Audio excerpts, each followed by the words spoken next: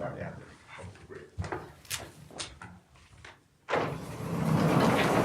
Okay, so last time I explained the theory of tensor categories and how this tensor category relates to the theory of subfactors, especially the approximation rigidity kind of properties like amenability or property T for infinite tensor category plays an important role in the classification of subfactors. And so let me recall a few things on the from the last lecture. So you start with a rigid sister tensor category.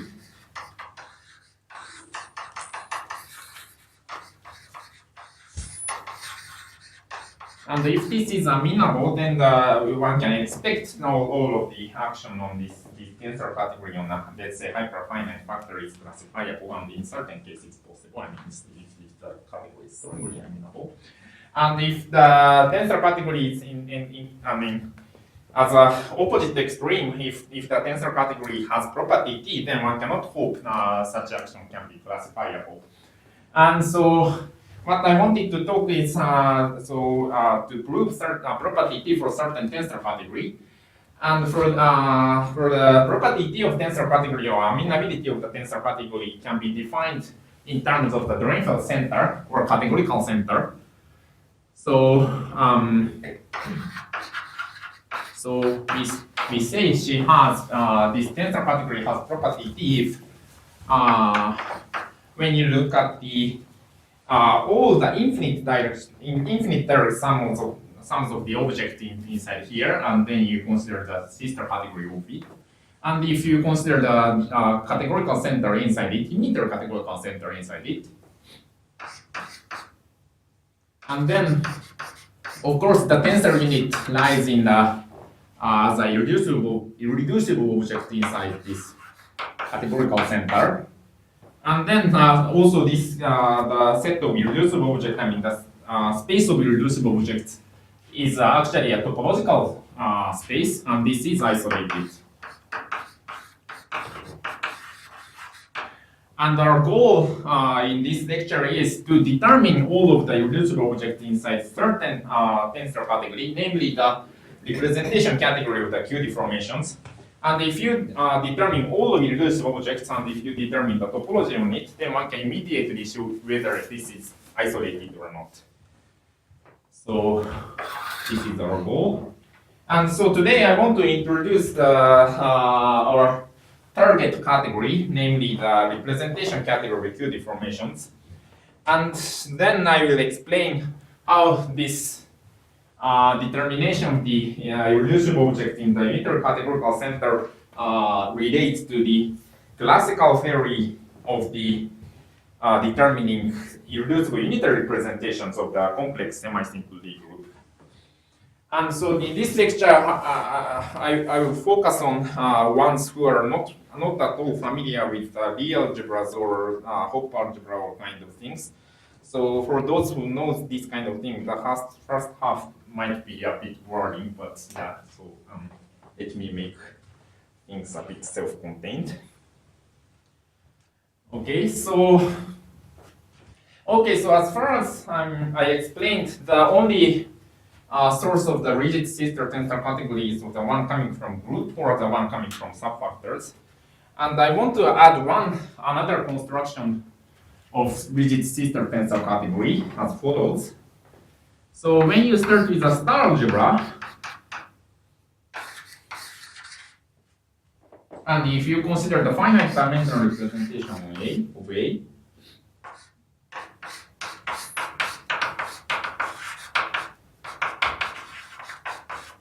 I mean on a finite dimensional Hilbert space, then this is of course a sister category.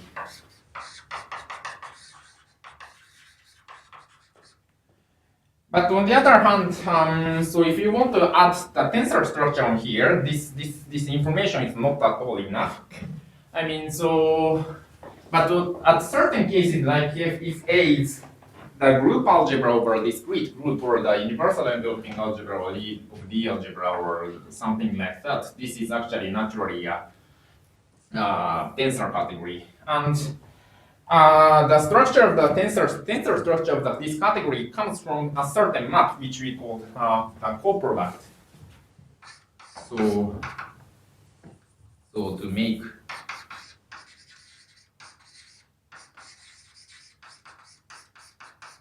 a tensor category,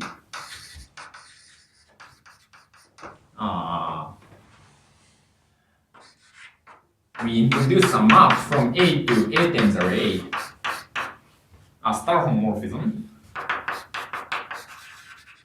Let's say, yeah, so if A is unitable, this should be unitable, and if A is non-unitable, this should be non-degenerate. Anyway, so a star homomorphism, and once you have a star homomorphism, then one have a natural action on the tensor product of a representation just coming from, just induced from this delta. And we also want to have this tensor product associative. So the associativity law is reflected to the map on the requirement on this map. So as in this way.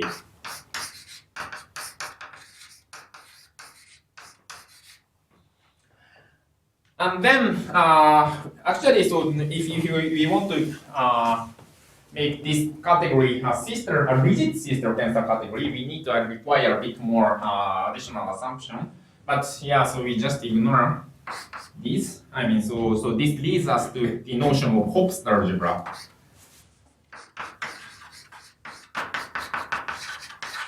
Yeah, so that's all.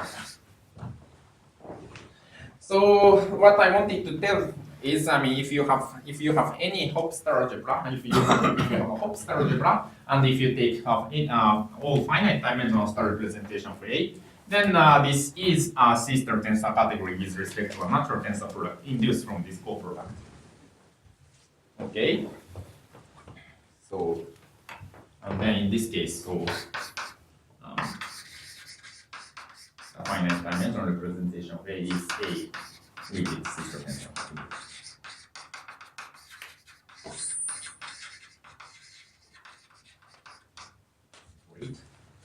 And then in this case, actually, one can write the unitary Drinfeld center in another term. I mean, so in terms of some representation category of another algebra, which we call Drinfeld double. So what is it? So a special feature of the Hopst algebra is if you have this kind of coproduct. And then this coproduct induces a product on the dual, I mean on the vector space dual. So when you consider a vector space dual. Can I ask you a question? Yes. So this A for you is also finite dimensional, or it can be? It can be infinite dimensional also.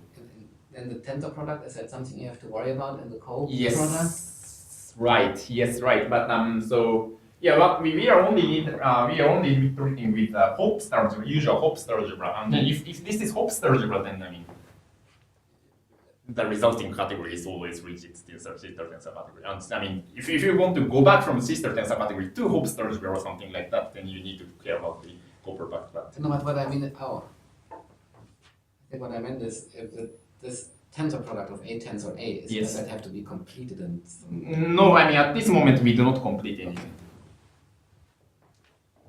Okay, so yeah, so this is the point that this problem comes up. So yeah, basically when you consider the dual, then this is an algebra. This is always true. Transposing delta.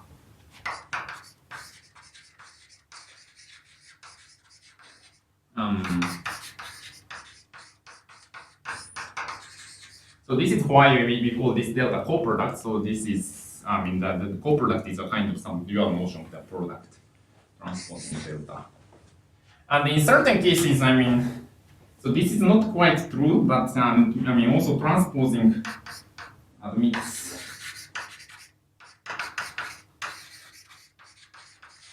coproduct, transposing the multiplication, the product. So, I do not explain this in full detail. I mean, so what we are interested in is very specific example, namely the quantum coordinate algebra over the q-deformation. So, in this case, I mean, so yeah, so we need to care a bit. I mean, so if you just transpose the multiplication map, then the image of A star does not lie in the usual algebraic tensor product. So we need to care a bit. But so usually we can sometimes we can restrict to certain dense subspace of A star, and then everything goes well. So basically, I mean, so this is just a kind of vague statement. So roughly speaking, this. And if everything is finite dimensional, everything is fine. So roughly speaking, what I want to talk is roughly speaking, if A is a Hopf algebra, then its dual, I mean, it's vector space dual. It's kind of vector space dual. It's also a Hopf algebra. So yes, sir. Again, this is not really a mathematical statement. And then what I do is combine those two pieces, I mean A and A star, to construct another Hopf algebra or another algebra.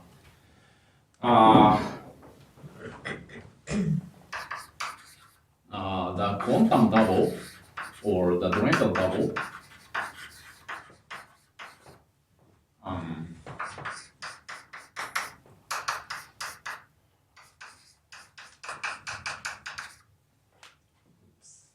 So yeah, to construct Drinfeld double, I should opposite here. So you just switch the position of A and A. I mean, so that you just flip the two components of the tensor product. Anyway, so the quantum double is a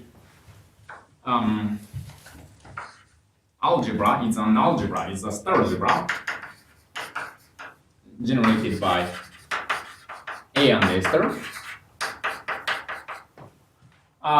With actually, so this is the hard place to explain. So with a strange commutation relation actually. So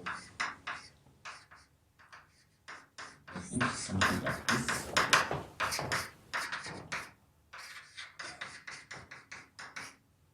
For x in A and omega in A star. And this bracket one motion is the Swedel's notation. So we write formally the coproduct of x is equal to this form, and so this is there's hidden sum sign here, but we just abbreviate this sum sign, and so does it make sense? So basically Omega A star. What? Omega in A? Oh, A star, yes, thank you. So yeah, so if you put some element in A, then you can just take multiplication in A, and then this part is the element inside A star, and this element is also in A star. So this defines a certain kind of commutation relation between A and A star. And so actually, so the explicit commutation relation is not really important in this talk.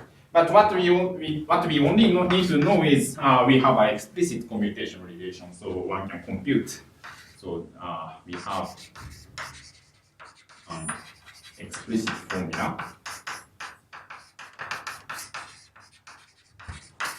of commutation relation.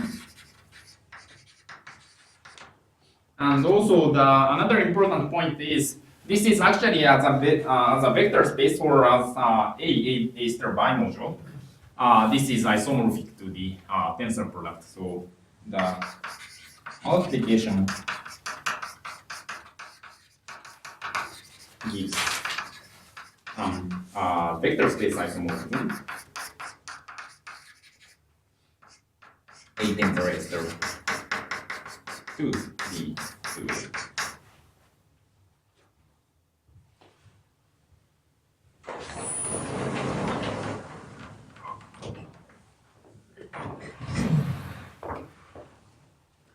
and then now I can explain what the categorical center or the unitary categorical center of this. So actually the important point is the unitary Drinfeld center what we want to compute in this case is precisely same as the representation of the Drinfeld table, at least in certain cases. I mean, so we need to, again, we need to care about how you take the proper, nice sample storage or something, but I mean, philosophically it's important. And in our case, we are what we are interested in. This is really the case. Okay. So now I want to introduce a nice Hopst algebra, which we call quantized enveloping algebra. And so I will explain everything in the case of type A case, namely the case when the group is SUN. But the same argument holds for arbitrary type. So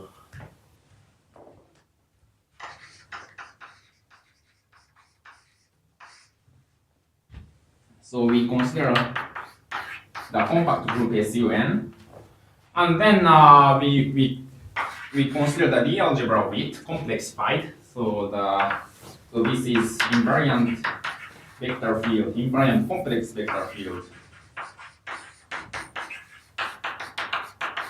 over this. So which is same as say SLN, which is the matrix whose trace is 0. And then recall we can take the generator, the algebra generator of this SLN as follows. So this is ith position, and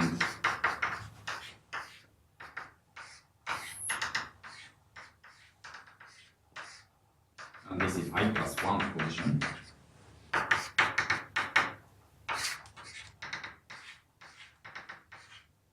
This is ith position. So then one can easily see these generates the whole SLN as a Lie algebra. So if you take bracket from this and sum up, then this spans all of SLN. And then one can actually write down the relations which, what relations these generators have. So one can compute the commutation relation between HI and EJ and HI and FJ, and the EI and FJ.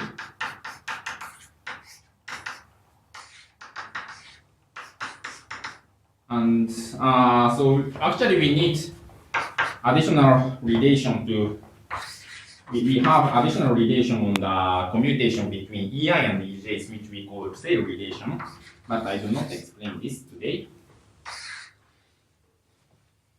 So the basic commutation relation is as below. I mean these three relations are where, so I need to explain AIJ. AIJ takes value 2 and minus 1, 0. And 2 when I equal to j. And minus 1 when the distance is 1. And 0 otherwise. And then, I mean, so one can easily check this commutation relation when you have this element. But actually, the important point is this relation really characterizes SLN. So if you consider a universal Lie algebra generated by this element with this commutation relation, then this is precisely what we know as SLN. But just very briefly, those cell relations, do they involve higher yes, right. commutators, longer commutators, right? Yes. Which, And then it becomes irrelevant, or what is the idea, right? That you say that you keep it as a black box, like the cells relations. So so why you don't state them? I mean, so I mean, just make everything simple. I mean. Okay. Okay. Yeah. Anyway, so this is something like this, and then so what we want to do is quantize these relations to get another Hopf algebra. So that's something we call quantized developing algebra.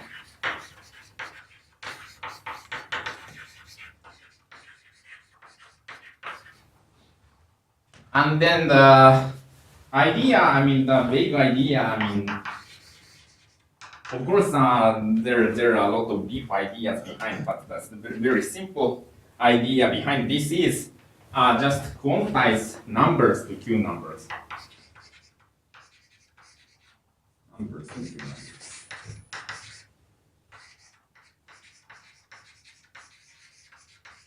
Namely, if you have an integer, well, actually, you don't need to have it this integer, but you replace the integer by Q integer.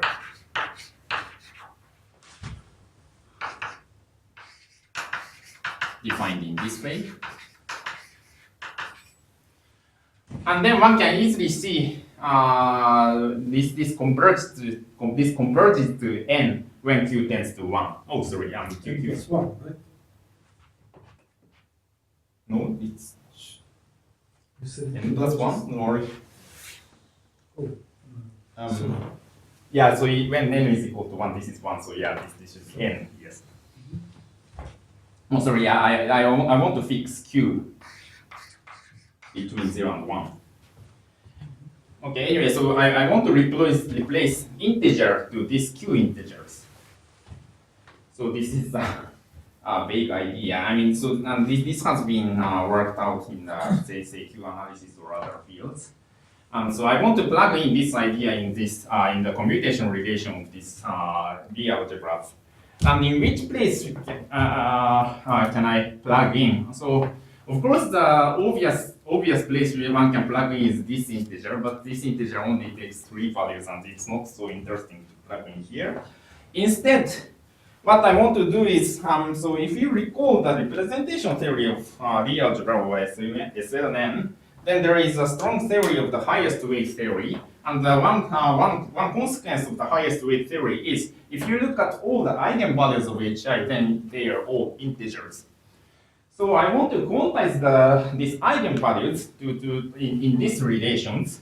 So what I want to do is,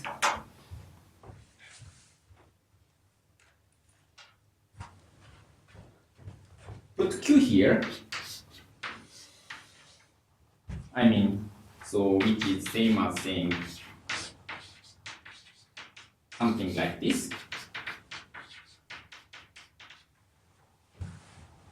And then, of course, this makes sense as an operator, as a matrices.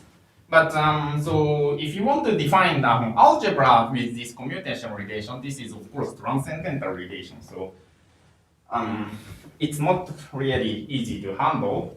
So instead of considering Q to the HI, we just put this as a symbol, Ki.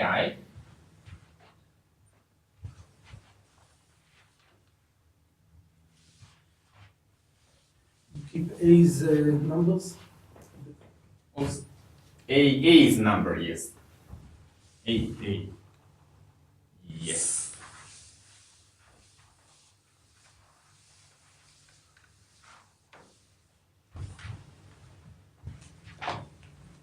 So then we get the relation. So what we did is Ki is equal to Q to the HI. And then we get the commutation relation like this.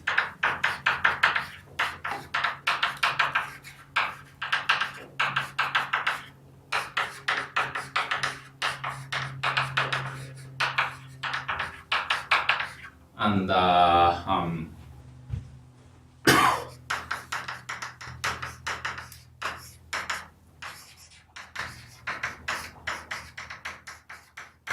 so these relations are just, I wrote down the same thing for Ki, and plus cell relation.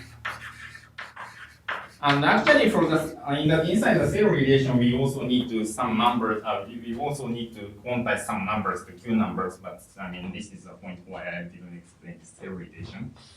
Anyway, so together with Q-cell relation, this generates a certain algebra. And yeah, I forgot to explain one thing. So actually, so can I go back to one? So as I explained, so this relation generates SLN as a Lie algebra, but also if you can also consider the algebra generated by these commutation relations, namely when you regard this bracket as just a commutator, then this really generates some algebra, which we call the universal developing algebra. So the U of Z is the universal algebra. Universal star algebra. Well, actually, so we can plug in the star structure on here. Universal star algebra generated by these relations. And then this is actually same as the invariant differential operators on that. Okay. So of course, inside the differential operators, this bracket is defined as a commutator. So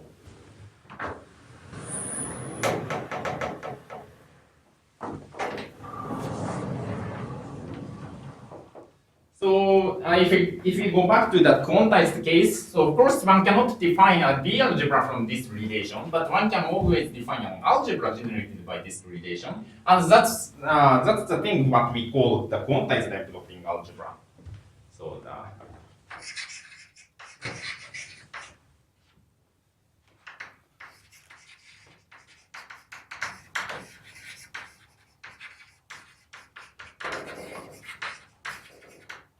generated by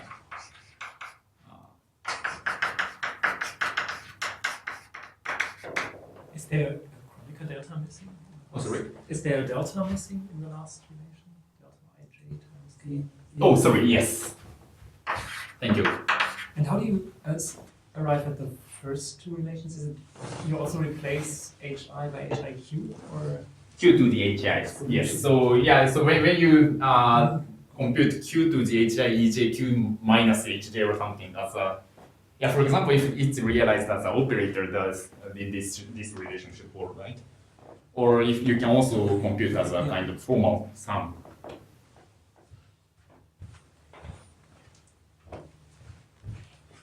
Okay. So we use this relation.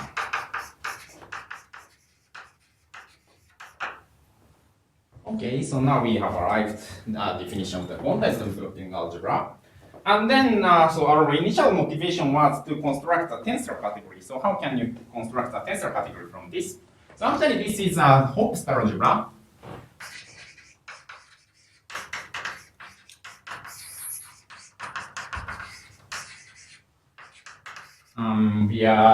The star structure is the coproduct is given by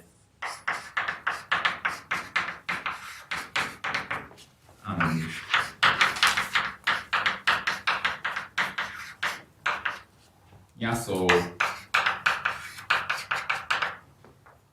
actually this part is also not so important. You don't need to remember this. And also the definition of the coproduct depends on people. So different people using different notation, different coproducts. But anyway, so so I will fix my coproduct in this way. Anyway, so so under certain coproduct, this is a Hoppe-star algebra. And the important thing is coproduct is not commutative. I mean, so if you switch first component and second component, then you will get another coproduct, which makes the tensor category non-symmetric. Actually, even though this is braided, but the braiding is not unitary, so it's another thing.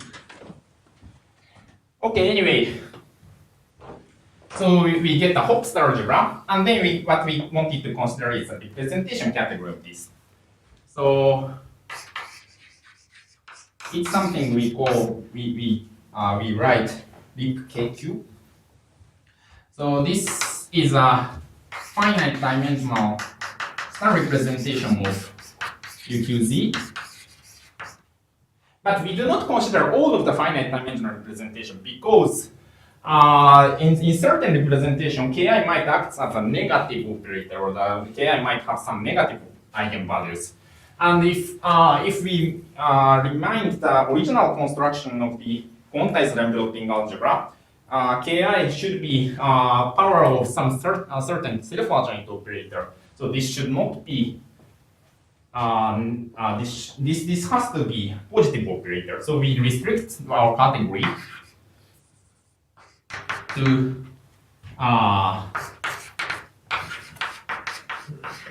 the case Ki acts as a positive operator. And actually, this is not really a serious restriction. So actually, up to twist, one can always assume Ki is a positive operator. So we have a kind of finite abelian group up to the twist by finite abelian group. We can always assume Ki is a positive operator. Okay.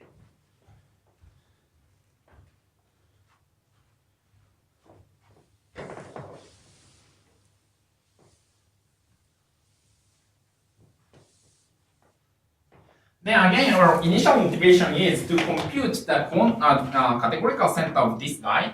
And to compute the categorical center of this guy, I want to compute the quantum double, Drinfeld double of this. And so for this, we need dual of this UQZ. I mean the which I said vector space dual. But if you take the full vector space dual, then this is too large to work with.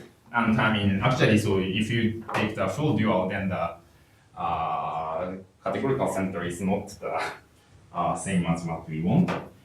And then actually, so I mean, the categorical center is not the representation category of the double defined in this way. But actually, one can restrict to a nice subalgebra, which we call the quantum coordinate algebra. And this is defined in terms of certain Peter-Weil type decomposition. So I need to explain a bit on the representation theory of this UQG. If you consider all irreducible objects inside this tensor category, then one can reflect all of this. Actually, this is parameterized by the same set as in the classical case. Oh, by the way, I mean, if Q is equal to 1, so then this is just a finite dimensional representation of UZ. And finite dimensional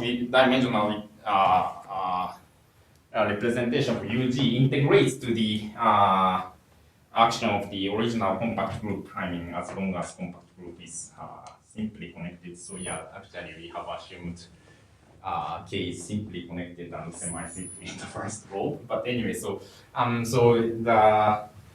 if Q is equal to 1, this category is just the representation category, usual representation category of the compact group K. Okay, so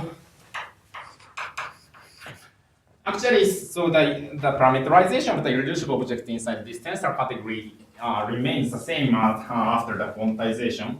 So it is parameterized by certain positive form. It is something like this.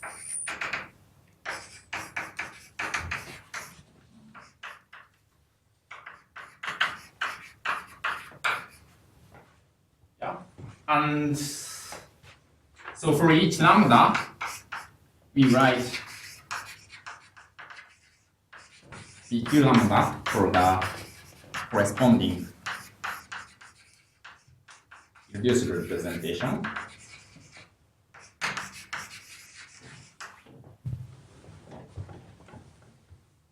And actually, so if I add some words on the structure of the tensor category, then the structure of the fusion algebra structure, I mean, so the if you take the so first of all, the dimensions are the same as the classical case. And also, if you tensor two representations, two irreducible representations, and if you look at the multiplicity which irreducible representation appears in the tensor product decomposition, then this is also same as the classical case. But the only different thing is what we call the quantum 6J symbol. So basically, really, I mean, how the tensor product really decomposes into reducibles, or namely how each reducible component are embedded inside the tensor product. So this is somewhat very, this looks somewhat very close to the original representation category of the compact group. But actually the resulting property, I mean, so yeah, what I want to show is this has property T for the higher rank case. And this is completely different from the classical case. So the resulting properties appears to be completely different. Anyway, so yeah, so this is our target category. And so what I wanted to do is to introduce a kind of dual, which corresponds to the algebra of regular functions over the original compact D group, or the original compact D group. So what we do is basically take all matrix coefficients of irreducible representations considered as a functional over UQZ. So whenever you have a representation of UQZ, then when one can send UQZ to here, and composing with the vector space dual, we get a functional over UQZ. And then you sum up all of those to define a vector subspace, subspace of this UQZ star. But actually, this has a natural Hopf algebra structure. So this is Hopf algebra.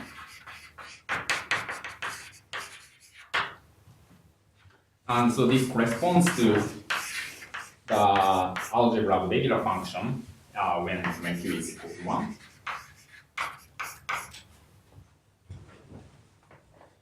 And what I want to do is combine these two as a Drinfeld double construction I explained in the beginning. And it's possible. So one can make the quantum double between these two.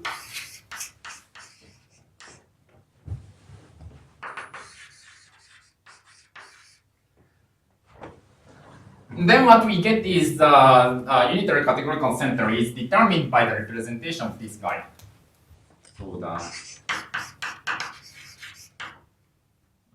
in AQ is nothing but the star representation of UQZ of this, where yeah. So I need to be a bit careful. So where the representation of this guy is required as the same assumption as in here. So such that UQZ, the action of U. I mean, so if when you restrict to UQZ, the representation decomposes into the finite dimensional representation. The representation decomposes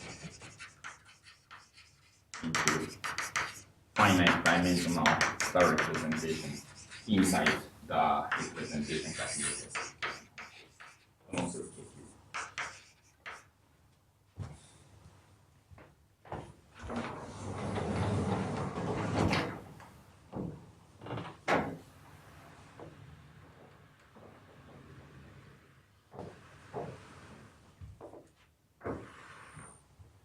Actually, until this moment, I haven't used so much deep theory of the D algebra or anything. So these are just kind of a direct consequence of the Hopf algebra theory.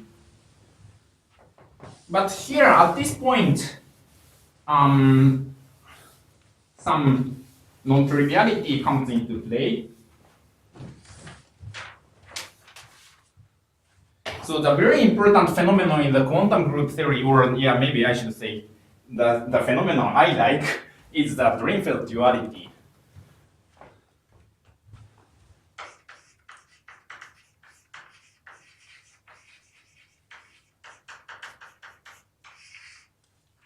So when you consider the quantized, or when you consider q is equal to 1, when you consider the regular function over the compact group, and if you consider the universal enveloping algebra, then these are completely different. One is commutative and one is non-commutative. So they are completely different algebra. But actually, Drinfeld observed when you quantize these kind of things, then the resulting algebra, this quantum coordinate algebra, the regular function of the quantum group, and the quantized enveloping algebra has some similar structure. And actually, what I can show is this quantum coordinate algebra is nearly isomorphic to the quantized enveloping algebra of another E algebra, which we call Poisson-Lie dual. And so I want to illustrate this in the case of case SU2, sorry. And even in this case, this is not really kind of easy. In this case, this is generated by 4 elements, which corresponds to the coordinate function on each fundamental representations. And the commutation relation is given by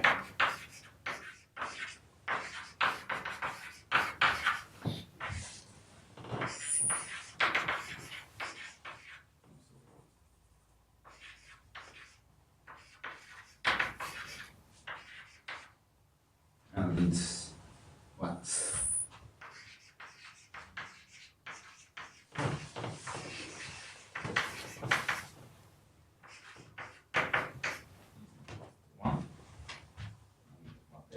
Oh, BC. Yeah, so one can write down the explicit commutation relation between these generators. And so if you take the literal limit of this commutation relation to 1, then you get the usual commutation relation. So this first boils down to the usual commutation relation. And for this relation, q tends to 1, then AD minus BC is equal to 1, which corresponds to the determinant is 1. And also you get AD is equal to DA, so this is commutative. And so this is just commutation relation. So what you have is just a regular function over SUN. But actually, when you rescale this generator to another, say. So A was 2 up there. And yes, yeah. So to shift.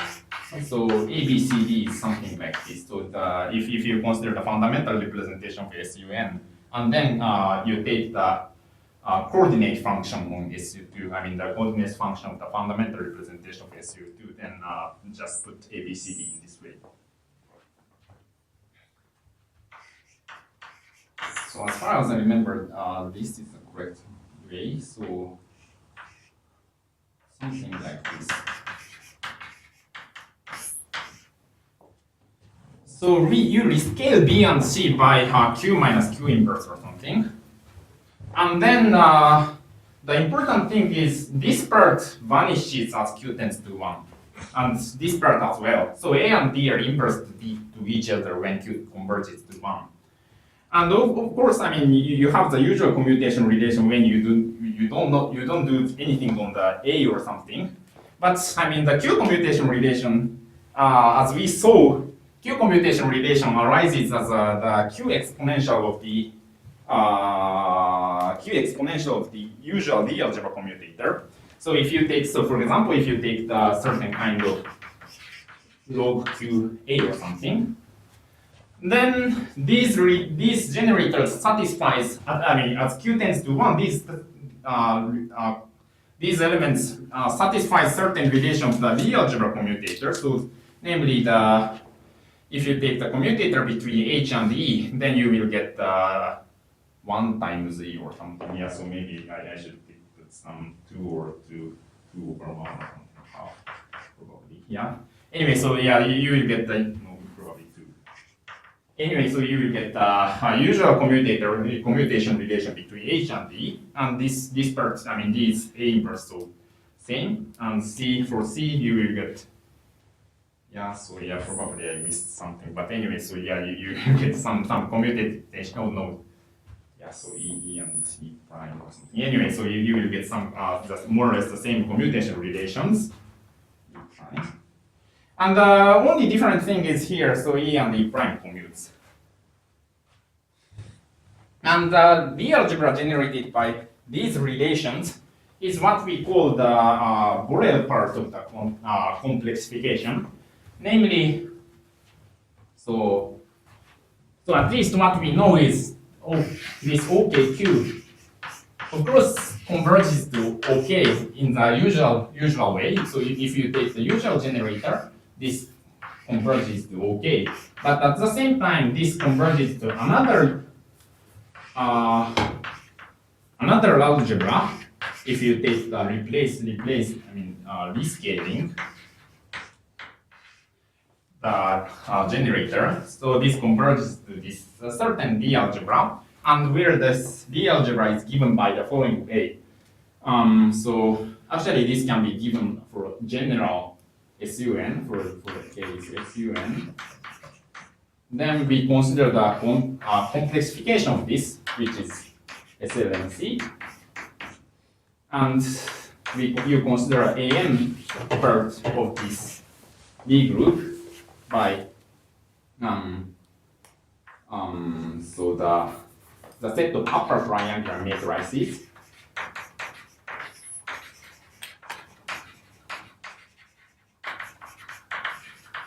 with positive entries, positive diagonal entries.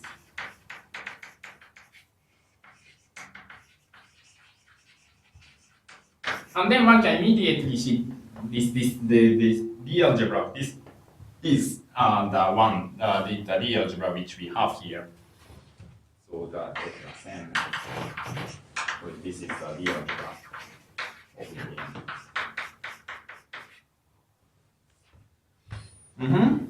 And yeah, so you might think this kind of argument is a kind of stupid because I mean, if you rescale the generator in arbitrary way, then you might get, I mean, many weird algebras a limit. But actually, this limit is really a nice limit in the sense that so actually we genuinely have a map from this to the quantized enveloping algebra from here, if you define this proper way. And this is more or less isomorphic. More or less means, I mean, so up to localization or something. But anyway, so this is very close algebra. And also one can also form an operator algebraic counterpart for this limit. So SUQ2 converges to the dual of AN hat at least in the case of rank 1 case, and this is due to the recent result by the command floor. So this is, I mean, so as an operator algebraic counterpart, one can really show one can really construct a continuous field converging to this part, this part. So the operator algebraic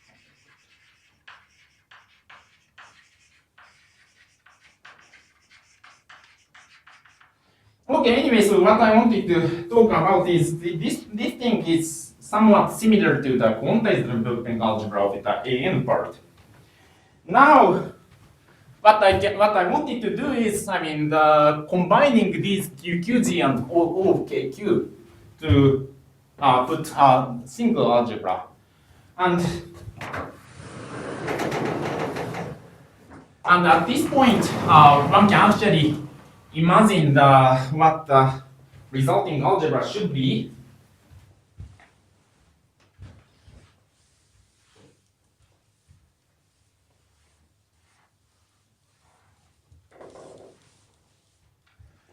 So what we have taken is the a complex semisimple Lie group G, which is a complex equation of K.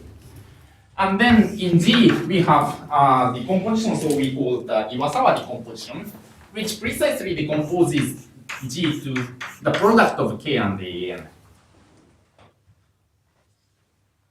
So this is Iwasawa decomposition.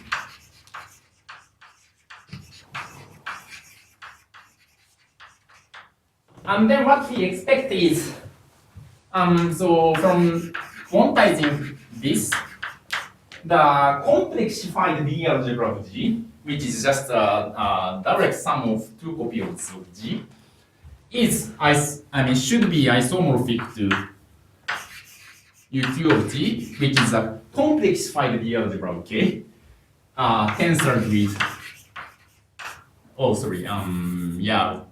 the product of this and the AN part. And yeah, so we have this part is more or less same as this, and this part if it remain the same. We have seen such an algebra, so this is the quantum double.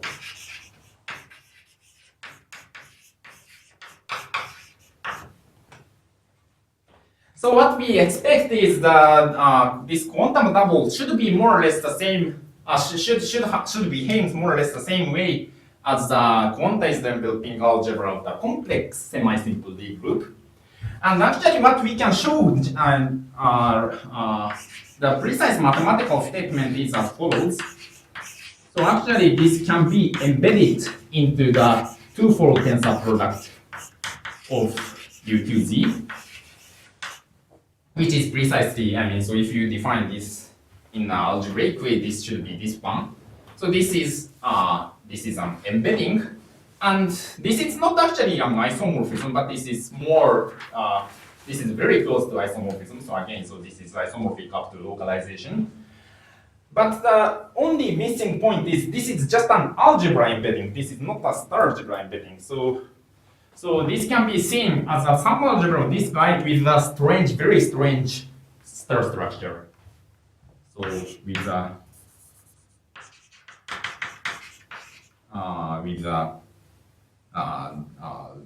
very weird, very strange star structure. And of course, our original motivation is to classify all of the star representation, unitary representation. So this star structure is completely important. So now, so I can clarify our goal. So I want to talk. So for the next two lectures, so I will talk the representation theory of the complex semisimple Lie group in the next lecture, and in the last lecture I will talk. Talk about the representation theory of this and how this is related to the usual representation theory of the complex semisimple Lie groups. And well, actually, so one can reduce some part of the classification of the reducible object to the usual representation theory to get the property theta kind of result.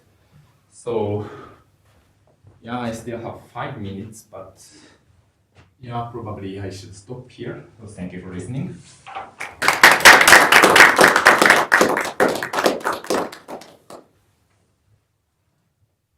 Questions or comments?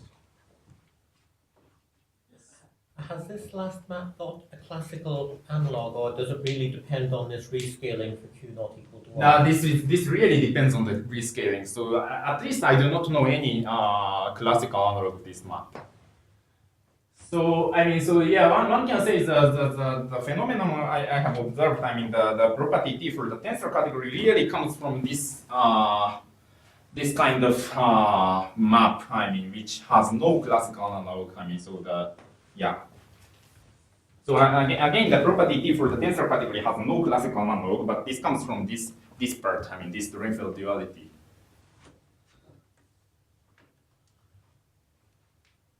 Yes.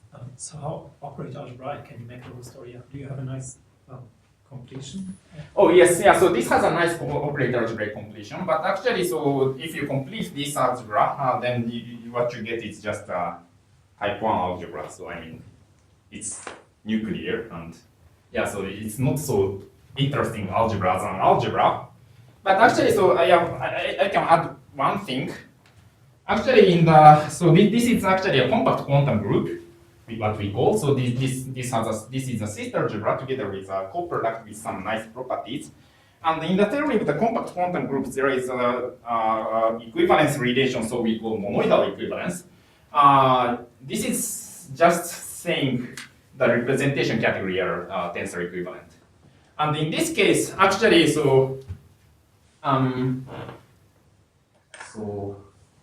yes, so the behavior of the functional algebra of a quantum group under the monoidal equivalence is really mysterious.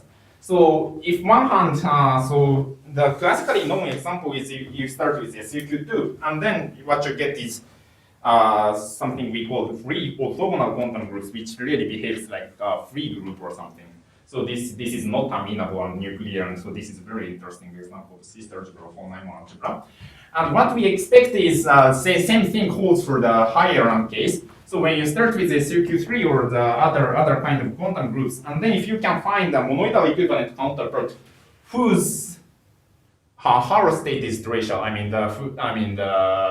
whose the functional algebra is 2-1 factor or 2-1 for Neumann algebra, then one might expect, or one have actually such quantum groups, such functional algebra has property T in the sense of Conant-Jones. So if you only look at this sister algebra, this von Neumann algebra, then this does not reflect the structure of the tensor category. But if you go to the monoidal equivalent counterpart, you really get certain approximation property for such von Neumann algebra of sister algebras.